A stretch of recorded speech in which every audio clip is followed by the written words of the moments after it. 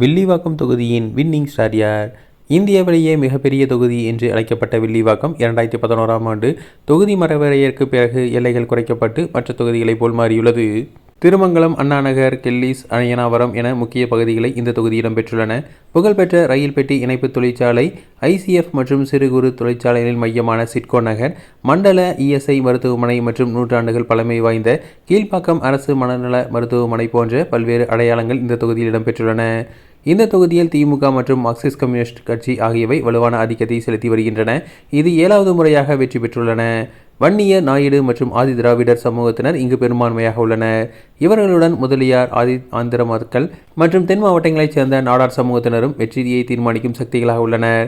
Metro rail பயணிகளுக்கான வில்லிவாக்கம் பேருந்து நிலையம் தற்காலிகமாக மூடப்பட்டிருப்பது பொதுமக்களை பெரும் தொல்லைக்கு ஆளாக்கியுள்ளது.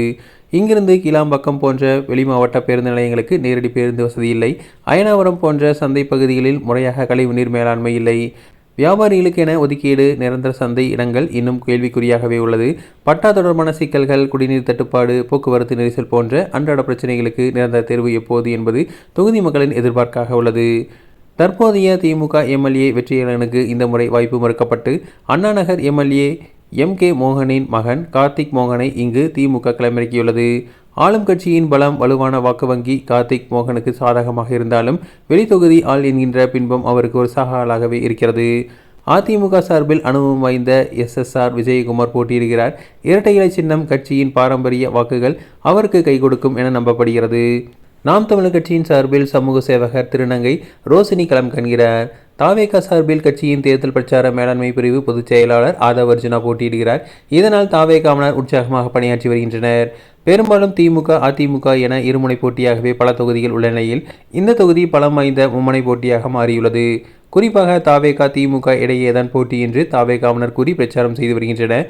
அதே நேரம் திராவிட கட்சிகளின் கோட்டையாக விளங்கும் வில்லிவாக்கத்தை வெல்வது புதிய கட்சிகளுக்கு அவ்வளவு எளிதில்லை என்பது அரசியல் நோக்கர்களின் கருத்தாக உள்ளது. இந்த தொகுதியில் ஆண் வாக்காளர்கள் 76,947 பேரும், பெண் வாக்காளர்கள் 82,785 பேரும் உள்ளனர். மூன்றாம் பாலினத்தவர் 32 பேர் என மொத்த வாக்காளர்கள் 1,59,765 பேர் உள்ளனர்.